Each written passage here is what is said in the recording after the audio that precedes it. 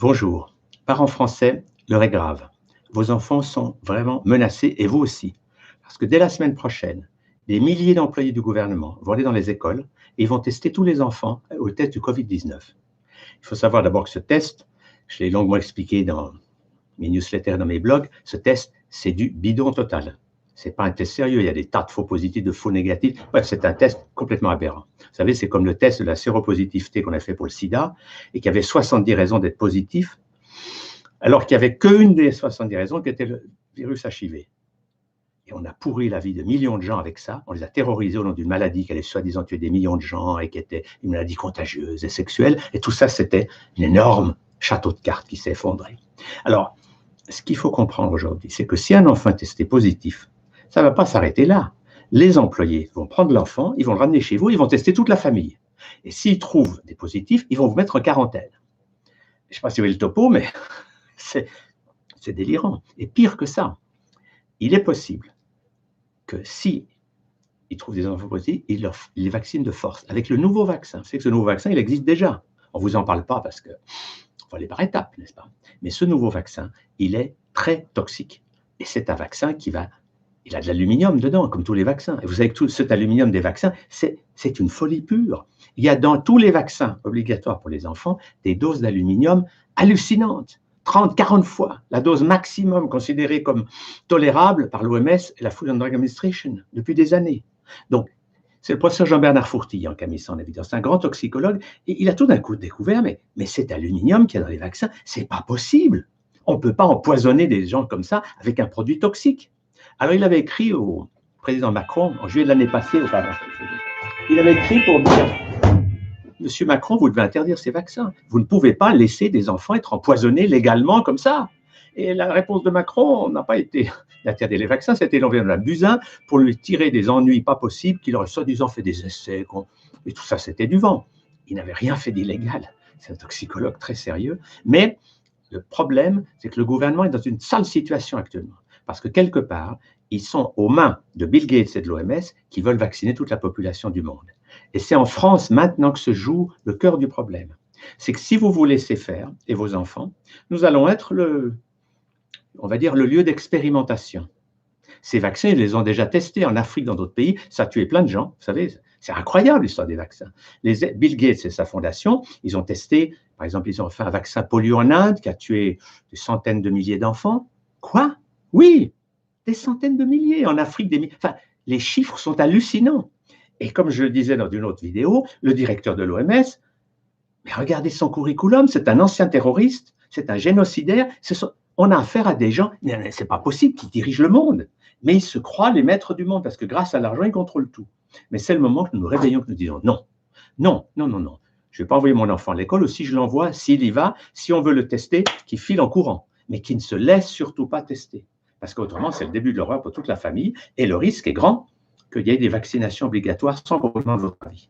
Parce que ceux qui tiennent les ficelles, ce sont des monstres, il n'y a pas d'autre mot. Et c'est des monstres froids. Tout ce qu'ils veulent, au nom de l'argent qu'ils reçoivent d'en haut, c'est-à-dire que tous ces gens, ils touchent beaucoup d'argent. Les journaux, par exemple, Paris Match touche beaucoup d'argent de Bill Gates. C'est pour ça qu'ils ont fait un article, Bill Gates, le médecin du monde.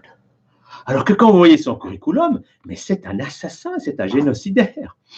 Puis Le Monde a fait un article disant non, il n'a jamais dit qu'il voulait diminuer la population mondiale. Il a dit que c'est du vent. Parce que Le Monde reçoit 1 million d'euros par année de Bill Gates. Alors tout ça, c'est un système qui va s'écrouler. Mais nous avons un rôle à jouer. Nous avons à dire non. Sans conflit, sans violence. Mais n'entrons pas dans ce système. Ne laissons pas nos enfants se faire tester. Voilà le message que j'ai. C'est un message un peu urgent, mais c'est le moment de prendre position. Beaucoup de gens me disaient, oui, mais qu'est-ce qu'on fait? Ah ben là, maintenant, il faut agir. Et l'action, c'est dire non. Non, non, pas question. Votre test, je n'y crois pas. Je ne veux pas faire ce test. Et vos vaccins non plus. Et si on est suffisamment nombreux à faire ça, peu à peu, les choses vont changer. Parce que nous avons le pouvoir du nombre. Nous sommes très nombreux. Ceux qui veulent tout contrôler, c'est 1% de la population du monde. Donc, ils ne vont pas gagner. Parce qu'il y a trop de gens qui vont se réveiller et dire « Non, je ne veux pas ça. Arrêtez. Je sors de l'emprise de Big Pharma, cette espèce d'énorme monstre que nous avons nourri par notre inconséquence et notre inconscience. Parce que nous avons cru que les médicaments et les vaccins allaient nous apporter la santé. C'était la croyance. Ah, Le grand pasteur allait nous sauver par ses vaccins et les médicaments allaient nous sauver toutes les maladies. Et maintenant, avec le recul, on voit que ce monstre, il ne nous apporte rien de bon.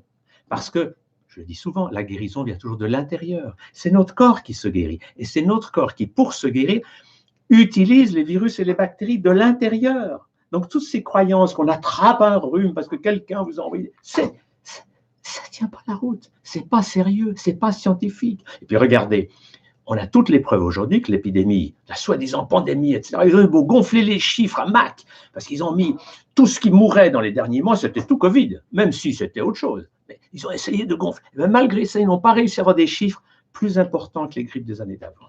Donc, on n'est pas mort plus cette année. Le professeur Raoult montre ça très bien. On n'est pas mort plus cette année.